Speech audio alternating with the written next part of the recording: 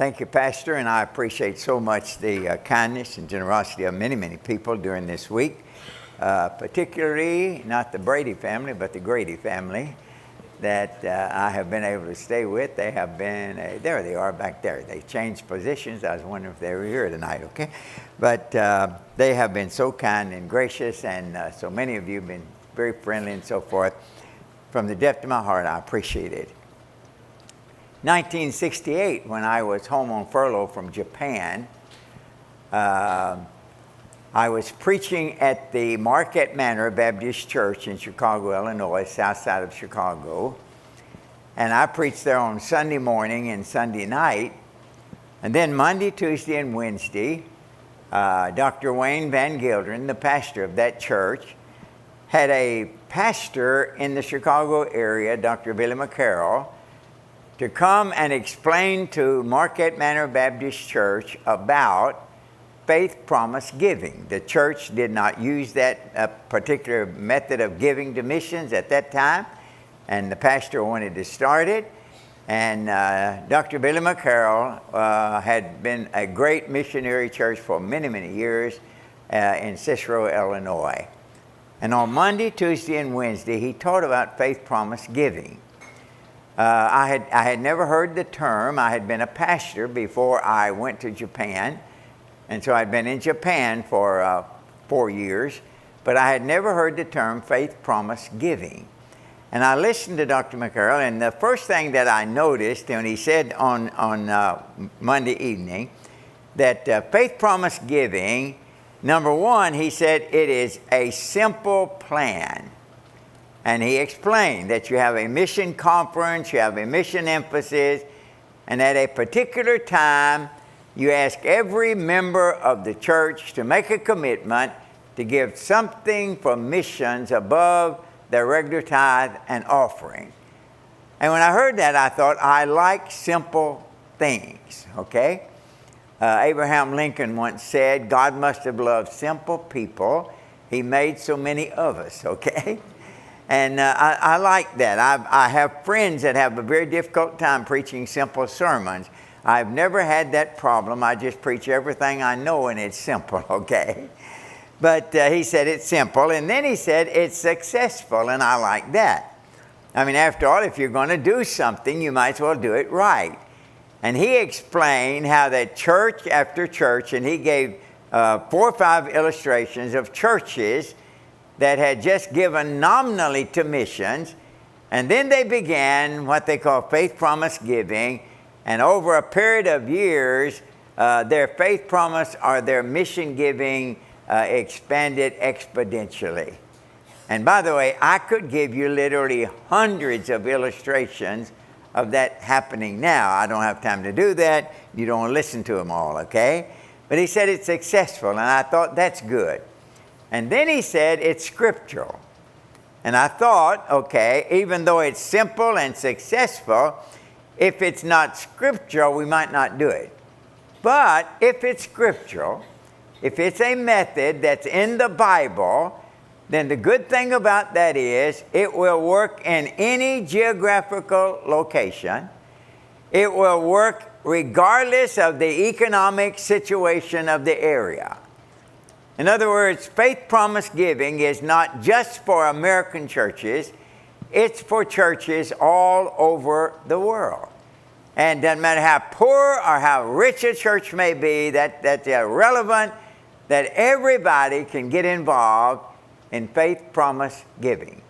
And I heard him preach. I had lunch with him on Tuesday at noon, on Wednesday at noon. I asked him all kind of questions. And I went back to my home church, and we instituted faith promise giving in our church. And tonight, I want to talk to you on the ABCs of faith promise giving.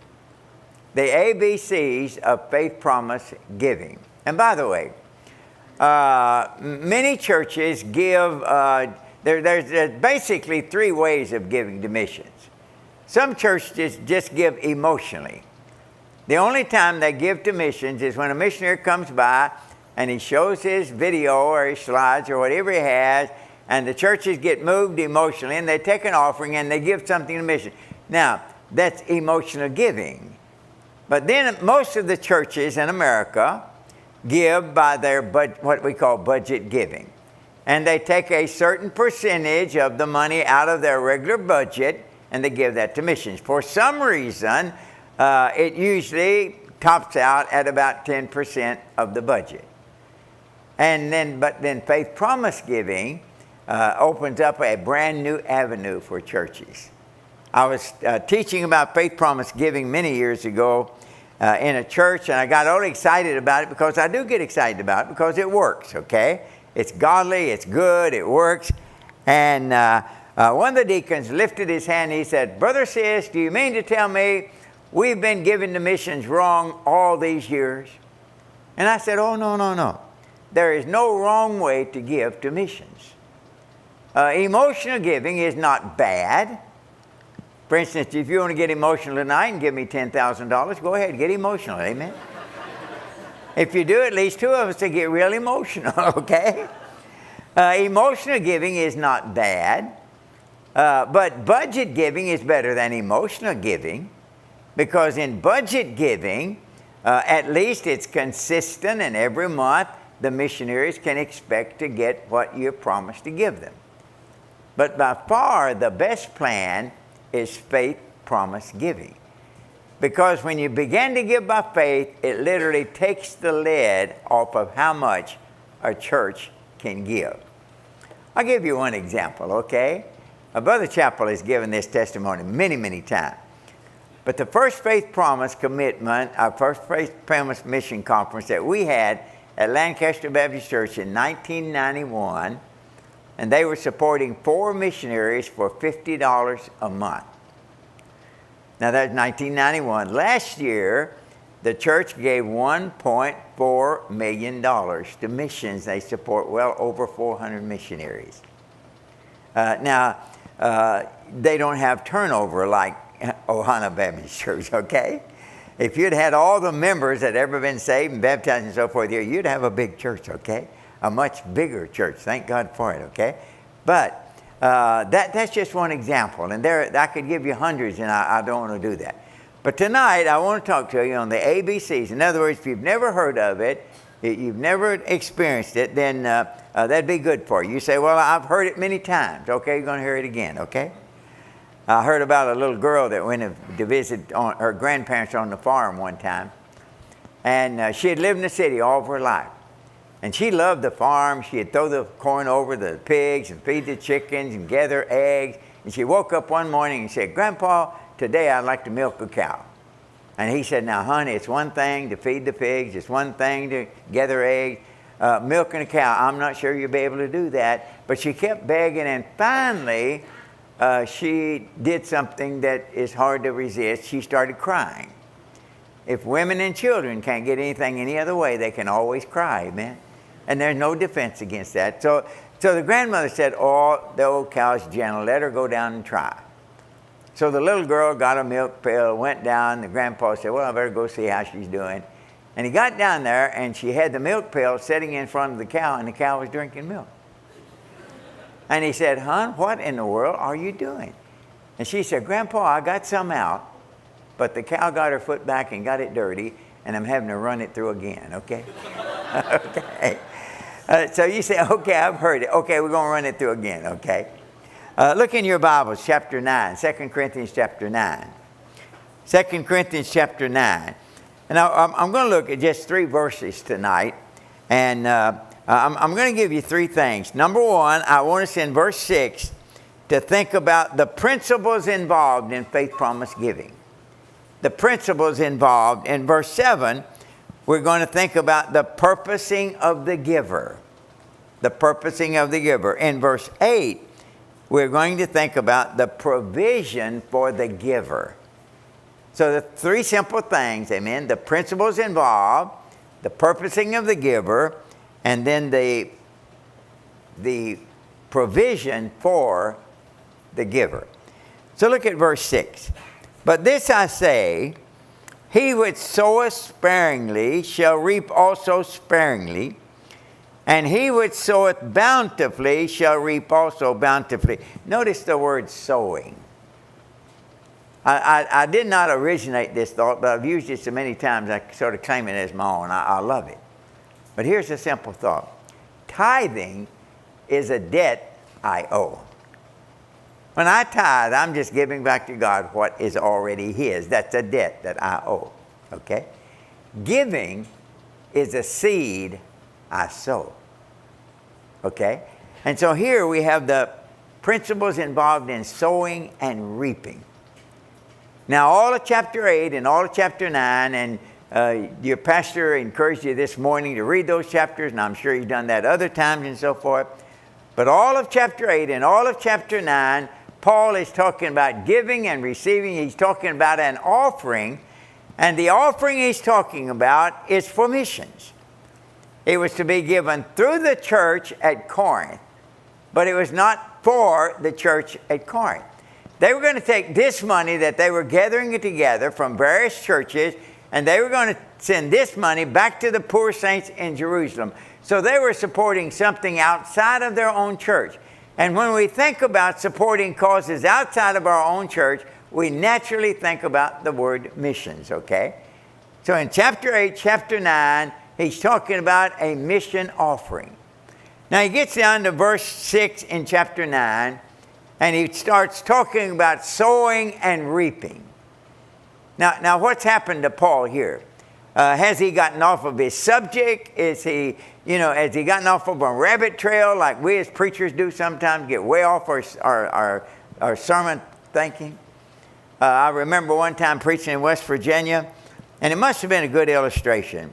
But I got so involved in an illustration that when I finished that illustration, I had no idea what I was illustrating, okay?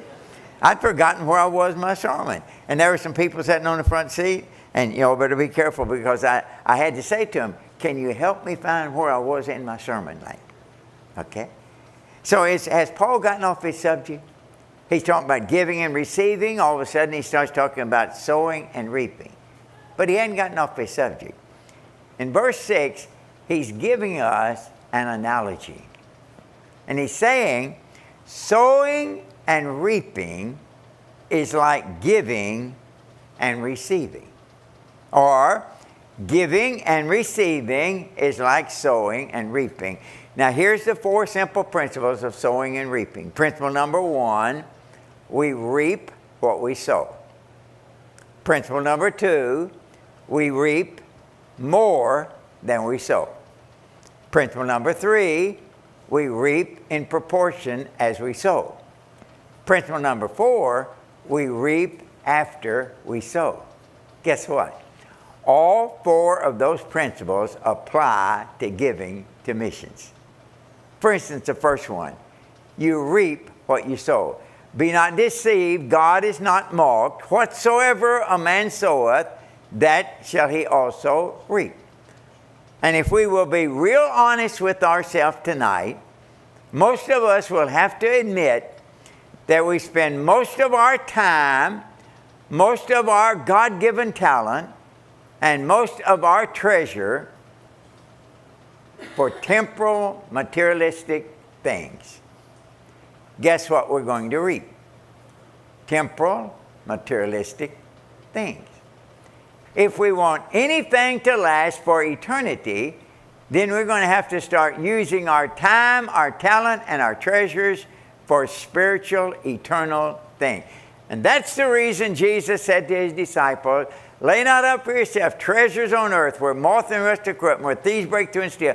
But lay up for yourself treasures in heaven where neither moth nor rust do corrupt, and where thieves do not break through nor steal. For where your treasure is, there will your heart be also. You reap what you sow. Number 2, you reap more than you sow. For instance, if you plant a grain of corn in the spring, you don't expect to reap a grain of corn in the fall, amen? You plant a grain of corn in the spring, and the first thing that happens to that grain of corn is that grain of corn dies. But in the process of dying, it produces a little stalk of corn. And when that stalk of corn is full grown, it will have at least 2 ears of corn. And each of those ears of corn will have about 750 grains of corn. Now think what's happened. In one growing season, one grain of corn planted, and by the way, if it had not been planted, it would always have been one grain of corn. But when it is planted, it has been responsible for producing 1,500 grains of corn. If we could all get on a big plane, and all of us could fit on some of the planes, okay? And we would go to every place where Ohana Baptist Church is supporting missionaries, and you could see what's happening at all those places, I believe you would realize that God is doing some big things with what I am already giving. And that being the story, I think all of us would want to give more. You think about it. Just a few months ago, I was in the Philippines at Iloilo with Brother Rick Martin. And he went there something like 40 years ago now. And they started a Bible study soon after he got there. They began to learn the language, started a Bible study. Then they started a school or a church, and the church began to grow. And about 2 years later, they started a Bible college, and they began to train workers. Now think about this. And over those period of 40 years, there have been over 1,300 independent Baptist churches established. Literally tens of thousands of people saved. Now think about the rewards of the people that have supported Rick and Becky Martin. I mean, that is great dividends, amen? We're going to reap more than we sow. But we are going to reap in proportion as we sow. The more we sow, the more we're going to reap. If I have a little garden in my backyard and I plant 2 or 3 rows of corn, and a farmer down the road has 100 acres of corn planted, guess who's going to reap the most corn? Pretty simple, amen? We reap in proportion as we sow. I was in a church the other day, and I hadn't heard this song for a long, long time. But the song that they sang was, "I wish I had given him more." And I'm sure that when we stand at the judgment seat of Christ, and we give an account to him, and by the way, every one of us as believers are going to do that, we must all stand before the judgment seat of Christ, that we might receive the things done in the flesh, whether they be good or whether they be bad. And when we stand before Jesus Christ, we're all going to wish that we would have given more of our time, more of our talent, and more of our treasure. But by the way, it'll be too late then. But now we have an opportunity to give him more. And we're going to reap in proportion as we sow. When I was pastoring in Providence, Kentucky, there was a church that was near our church, about 20 miles away, and they did not have a pastor, so they were having services on Sunday afternoon and just inviting different preachers to come in until they got a pastor. And I went over and preached on one Sunday afternoon, and the moderator, he said, now we're going to take an offering, and all the offering today is going to go to Brother Sisk. We're going to give him all the offering. And I was sitting on the front seat, and a long time ago, I developed a habit. And by the way, some habits are good, okay? And I determined every time the offering plate is passed, I'm going to put something in. Now, when my wife was alive, I had to borrow from her a lot of times, okay? So if I'm sitting by you, I might have to borrow some from you, okay? But every time the offering plate is passed, I put something in. So I was sitting on the front seat, and I put a dollar bill in the offering plate. And we had the service that day, and they gave me an envelope at the end of the service, and the man said, "Here's your offering, Brother Sisk." And on the way home, I said to Virginia, I said, "I want you to open the offering envelope and just see what they gave us." And she opened the offering envelope, and she said, "Don, there's $1 in the envelope." And I said, "You mean that's all that's in there?" And she said, yeah, that's all. And she started laughing. And I said, honey, that's not really funny, okay? They said they're going to give me all the offering. I put $1 bill in. That's all that's there. But she just kept laughing. And finally I said, what in the world is so funny? And she said, Don, I was just thinking, if you would have put more in,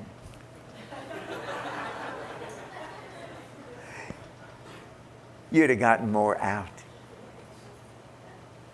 Huh? If you put more in, if you put more in, if you put more in, if you put more in, if you put more in, you'll get more out. We're going to reap in proportion as we sow. By the way, remember what Paul said? He was thanking them for the gift that they sent him. But he said, not that I desire a gift, but I desire fruit that may abound to your account. And when you're giving to world evangelization and those people are being saved, for instance, over in Cambodia that we talked about tonight, Italy the other night, and somewhere else, Samoa, okay? But wherever it may be, all of those people that are being saved by the missionaries that are supported by Ohana Baptist Church are being put on your account. That's the reason you want to give your offering through your local church. So you reap what you sow, you reap more than you sow, you reap in proportion as you sow, and you reap after you sow. And by the way, this might be the most difficult to understand. You reap after you sow. You say, well, Brother Don, that can't be difficult. Anybody would know that before you reap anything, you've got to sow something. For instance, if some farmer came in here some Wednesday night and said, hey, Brother Surface, we want you to pray for us. We're farmers, and we're not going to plant any seed this spring, but you pray that God will give us one good crop in the fall, and if he does, we'll start planting some seed. Now, what would you say about a fellow like that? You say like the one little boy said, he's about one French fry short of a Happy Meal, okay? Or his elevator don't go all the way to the top or something, okay? You might get the white coat fella to pick him up. He's not thinking it right at all. You reap after you sow. I've had, and I can remember 3 occasions, I'm not going to take time to give them to you, okay? But when people said to me, Brother Sisk, if I had $1 million, I'd give half of it to missions. Now, so far, I've never had a millionaire tell me that. Most of the time, they're people that don't have anything. Oh, if I had $1 million. But you know something? God is not really concerned about what you'd do if you had a whole lot more money. All God's concerned about is what are you going to do with what he's already put in your hand.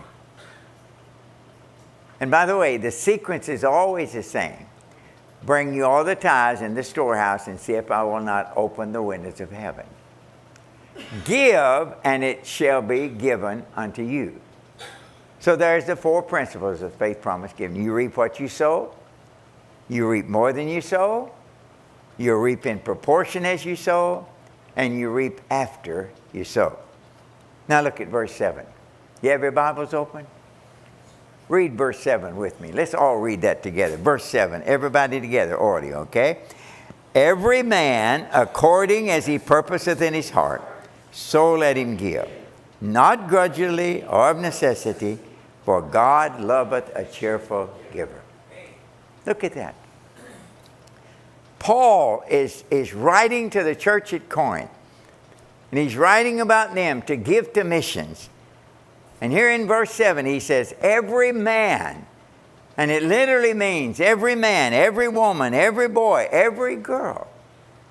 According as he purposeth in his heart, so let him give. Then I like the term, not grudgingly. And pastors emphasize that this morning. Giving is not something I have to do. Giving is something I get to do. You think about the people when they gave that great offering for the building of the temple of God. David couldn't build the temple, but he had the opportunity to gather the material for the building of the temple. And the people brought all kind of things, and they gave generously, literally millions of dollars worth of materials for the building of the temple. They gave willingly, they gave joyfully, and they gave humbly. And that's the way we ought to give. Not grudgingly, not something you have to do. You think about it. When those people gathered together and David explained what they needed for the building of the temple, and they went back home and they found out what they had in their homes, and then they brought it. And the Bible tells us they brought the most precious jewels they had. Can you imagine? They said, think about it.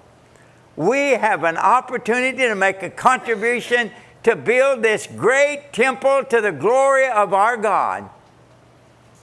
And you and I, as believers, you and I, as members of a church, we have this great opportunity to get the gospel out and build the church of God for the glory of God.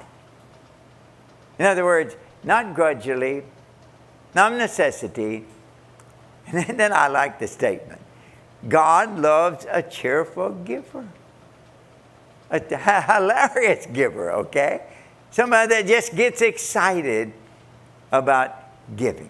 And by the way, that's the way we ought to give. Every man, according as he purposeth in his heart. Now think about it again. Look over in verse 3. Tonight, every member of Ohana Baptist Church will give in one of three ways. Look at chapter 8 and verse 3. Chapter 8 and verse 3. Talking about these poor Christians at Macedonia, okay? And they were in great persecution. They were in deep poverty. And in verse 3, Paul said, for to their power I bear record, yea, and beyond their power they were willing of themselves. Look at that again. For to their power I bear record, yea, and beyond their power they were willing of themselves. Now every member of Ohana Baptist Church will give in one of three ways. Sad to say, but it's a simple fact. Most Baptists give below their power. The average Baptist gives a whole lot less than they really could. Okay? Then some people give according to their power. Now what that means is this. I look at my budget, I look at my income, and I can figure out I could give $50 a month, $100 a month, $500 a month, $1,000 a month. You say, nobody gives that much. But I have been in conferences where one man committed to give $2,000 a week to missions. And the pastor said to me, Brother Don, you think we ought to count that? And I said, he had enough faith to count, put it down. We ought to have enough faith to count it, amen? And he did, and they gave that much, okay? So you look at your budget. Now, my budget would not permit me to do that, okay? But you look at your budget, look at it, and you say, I can figure out how I can give this much. So some give below their power. Most give below their power. Some give according to their power. But Paul said they gave beyond their power. How do you give more than you can? Okay, here it is. If I look at my budget and I look at my income and I figure out I could give $500 a month to missions. Now, I've always made weekly gifts, okay, and most churches do, okay, but I understand military works and so forth. But I could understand, okay, I can give $500 a month. And then I'm really praying about it because look what the Bible says. Every man according as he can figure out from his budget, so let him give. Is that what your Bible said? If it is, you've got a real bad translation, amen? Now look at it. Every man according as he purposeth in his heart. Every man according as he purposeth in his heart. In other words, you think about it, you pray about it. You've seen the need, missionary after missionary, as we interviewed them in the conference. And as Brother Self has told us about places where he's been. God speaks to our heart, every man according as he purposeth in his heart. You think about it, you pray about it, you contemplate, and you let God speak to your heart. How do you give more than you can? You trust God. God puts something on your heart, and you do what God tells you to do. So he said, Brother Sisk, how much should I give? And by the way, I don't have any idea how much anybody should give except Don Sisk. But I want to give you one verse, okay? Over in chapter 8 and verse 8. And I like what Paul said here. Look at it. I speak not by commandment. Now remember, faith, promise, giving is not a command. It is not something you have to do. You say, okay, if it's not something, if it's not a command, if it's not something you have to do, why make a big deal about it? Well, look at it, okay? Paul said, I speak not by command, but by the occasion and the forwardness of others. Notice what he said. Number one, he said, I want you to see what others are doing. I want you to see what these poverty-stricken Christians back in Macedonia are doing. I want you to see what other people are doing. And then he said, and I want you to prove the sincerity of your love. When you put an amount on your faith promise commitment card tonight, you're going to prove the sincerity of your love. You know, it's awfully easy to say something. I'm sure many of you men have had this experience. All of a sudden, you've been telling your wife how much you love her, okay? And all of a sudden, she stops and says, oh, you really love me that much? How about that bedroom suit I've been wanting? Or how about that new dress I've been wanting, or whatever, okay? You prove the sincerity of your love. And by my giving, okay, I didn't say this, okay? By my giving, I prove the sincerity of my love to my Lord and what he's interested in. And by the way, he is interested in world evangelization. So Paul said, every man, every woman, every boy, every girl, according as he purposeth in his heart, so let him give. Now once again, giving is not a matter of can or can't. Giving is a matter of will or want. Now look at verse 8. And God is able. Don't you like that? Now, by the way, Paul could have said, and he'd have been right, God is able to do anything. He's sovereign. He's omnipotent. And that would have been right. But he's talking about giving to missions here. And here's what he's saying. And God is able to make all grace abound toward you, that you always, having all sufficiency in all things, may abound to every good work. There are a lot of alls in there, okay? And basically, I believe this is what it means. When we have a mission conference, and pastors taught about giving to missions and so forth. Probably before the mission conference started, but this morning, a wonderful message in Sunday school and so forth. And so we've been thinking about it, we've been praying about it. And when I think about it, I pray about it, I contemplate, I purpose in my heart that I'm going to give this much for missions, and I put it on the card. And I turn the card in. And then every month or every week, whichever you make a commitment for, I give, that's what I have committed to give. And what God is saying in verse 8, when I make the promise and I write it down, and then I give it week after week, month after month, then he's saying, I'm going to, one way or another, give to you so you'll have to give to others. It's that simple. I've often thought, people in North America are blessed indeed. I mean, you know, you go around the world and you see other countries and such poverty in many of them. And then we come back to America and we see God has blessed us so much. And the sad thing is that many American, even Christians, kind of receive from God like this.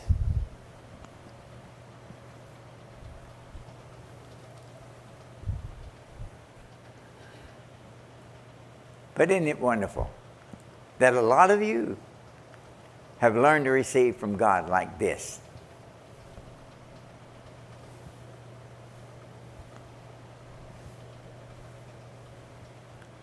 And by the way, that's all God needs.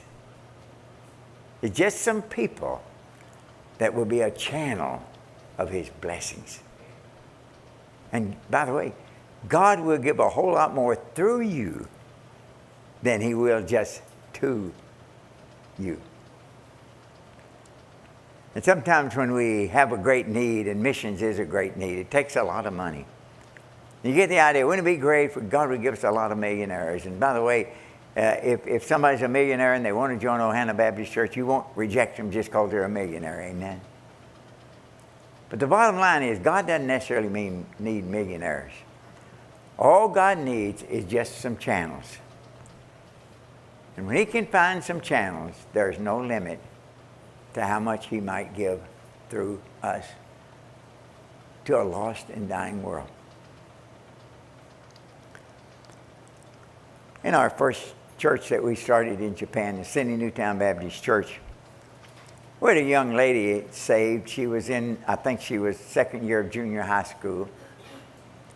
And her dad was a Shinto priest. And we began to take discipleship lessons to the people who had been saved. And we would take a lesson one week and go back the next week. We'd help the people with the answers and so forth. And one day when we were at her house, standing there at the door, her dad came home. He was the Tenriko form of Shintoism. They hated Christians. They hated Americans, okay? So I had 2 strikes against me before I started. But he was a little short fellow, okay? And I got right in front of the door so he couldn't get around me. And he had to stand there and talk to me for a while. And I could tell he didn't like it at all. But little by little, I began to visit it. And for some reason, only God could work something like this out. But after about 3 months, he allowed me to bring a tape recorder to his apartment and play a Christian message. And the message was from Honda Sensei, and the title of the message was, Jesus, the Light of the World. And man, he preached for about 1 hour and 15 minutes, okay? And Mr. and Mrs. Yamashita and Michiko and myself and Brother Ogawa sat there and listened. And he tried to act like he wasn't interested in sleeping and so forth. But about 2 weeks after that, Mr. and Mrs. Yamashita came to church one morning. And they did that for about 2 months. And then, one Sunday morning, Mr. and Mrs. Yamashita walked down the aisle, and he said to me, Teacher, we want to take your Jesus as our Savior. And that was a wonderful service that day. We took our Bible and showed Brother and Ms. Yamashita how they could know they were saved and going to heaven. A few weeks after that, I baptized them. And they became some of the best members we've ever had. In fact, he died of a heart attack walking to church when he was 93 years old. And she died just a few weeks ago. Wonderful Christian. Ms. Yamashita said to me about a month after she got saved, she said, Teacher, my dad is coming to our house next week. As far as I know, he's never heard a gospel message. I've sent him some tracts. I've sent him a New Testament. I don't know if he's read them or not. But then she said, I wonder if you'd come and tell my dad about Jesus. By the way, it's worth being a missionary just to tell one person about Jesus for the first time. And we set a time when we would come, and Brother Ogawa and I went over there on a Thursday evening. We sat with this man, and by the way, his name was Kitanaka, Mr. Kitanaka. And he was 76 years old. At that time, I was 33 years old. I thought Mr. Kitanaka was ancient. And now I realize he was just in the prime of life. Amen. But here's a 76-year-old man, as far as I know, never heard the gospel. And I began to tell him about Jesus Christ. And from the time I started to tell him, Mr. Kitanaka, about Jesus Christ, he didn't take his eyes off of me. He looked at me constantly. And finally, I got to the very heart of the gospel and tried to explain to him the vicarious suffering of Jesus, how he did not have any sins of his own, but that when he died on the cross, he died for your sin and died for my sin. And as simple as I could, I explained to him the vicarious suffering of Jesus. He only uttered a one-syllable word.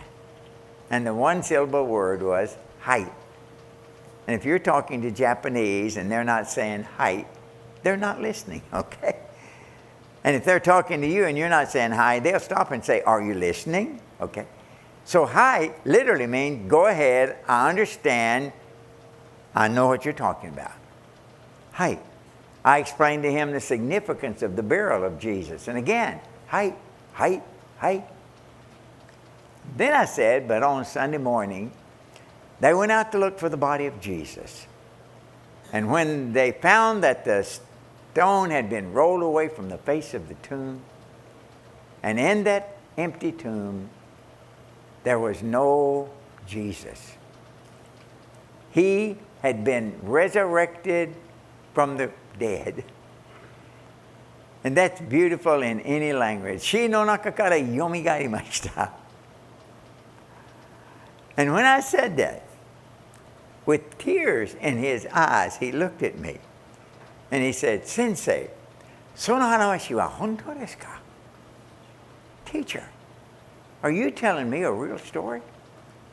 And I said, Mr. Kitanaka, not only is it a real story that Jesus Christ suffered and bled and died for sinners like you and me, but that he was resurrected from the grave and he's in this room right here with us tonight. And Mr. Kitanaka, if you'd be willing to admit you're a sinner and on your way to hell and ask Jesus to be your Savior, he would save you tonight. And he looked at me and he said, Teacher, do you think he would save an old man like me? And I said, Mr. Kitanaka, I think you're just the kind he came to die for. And that night he trusted Jesus Christ as his Savior. Now that's an unusual story. I've dealt with Japanese for months before they would admit they were a sinner. But that night, Mr. Kitanaka trusted Christ as his Savior. I baptized him a few days after that. He became a good friend. The last time I saw him, we were coming home. My mother was dying with cancer. We were coming home for a few months. And I went out to the church. We were meeting in a rented building. We went out to the church, and when I got out of the car that day, I noticed standing in front of the church, there was Mr. Kitanaka. And as soon as I got out of the car, he began to bow, okay? In Japan, you don't just shake hands. It would be easier on us, but they don't do that. And so I bowed to him, and then he bowed again, and you've seen them, okay? And whoever quits bowing first is the most impolite. So you have to be very careful, okay? But the knack of it is you bow a little bit less each time. And finally, when we got close to each other, we were both upright, and he put his hand on my shoulder. I'll never forget as long as I live. Sisk sensei, toi America kara korareta.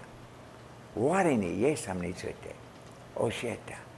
Kokoro kara arigatou gozaimashita. Teacher, you came a long way from America just to tell me about Jesus. From the depth of my heart, I want to thank you. And I stood there and wept that day, and I could not help but think, I've got to tell thousands of Japanese about Jesus. But if this would have been the only one, it would have been worth it all. I hadn't been home but about 6 weeks, and I got a letter from Brother Ogawa, the interim pastor. And he said, Teacher, the Oji-san went to heaven the other day. But he said, we had a good Christian funeral. We didn't let them worship the spirits. I preached the gospel, and some people got saved. I read that letter time after time. Virginia and I'd read it and look at it. And I was reading it one day in a forest preserve near the place where we were living in Harvey, Illinois. And all of a sudden I got to thinking, the old Ji-san had become a good friend. Now get back to Japan, he won't be there. But then I thought, but one day I too am going to heaven. And one day in heaven, I'll be walking down the streets of gold, and I'll look out, and here will come a Japanese man. Okay? And he'll begin to bow. And I'll begin to bow. And hey, we may bow for 1,000 years, amen? And when we get close enough, he'll put his hand on my shoulder. And by the way, we'll all speak English then, okay? Or we'll all speak the same language, may not be English. But he'll put his hand on my shoulder and he'll say, "Teacher, you came a long way from America just to tell me about Jesus. From the depth of my heart, I want to thank you." By the way, that'll be enough rewards to last for a whole long time. But he won't stop there. I think he's already told my mom and dad, "Thank you for your boy coming to Japan. Tell me about Jesus." I think eventually he'll go to every person that was a member of every church that supported Virginia and me, and he'll tell them, "Thank you for sending Don and Virginia to Japan to tell me about Jesus." He said, "Teacher, won't that take a long time?" Hey, in heaven, we don't have any clocks, amen? In fact, in heaven, we won't even have calendars, all right? Because we'll be there for eternity.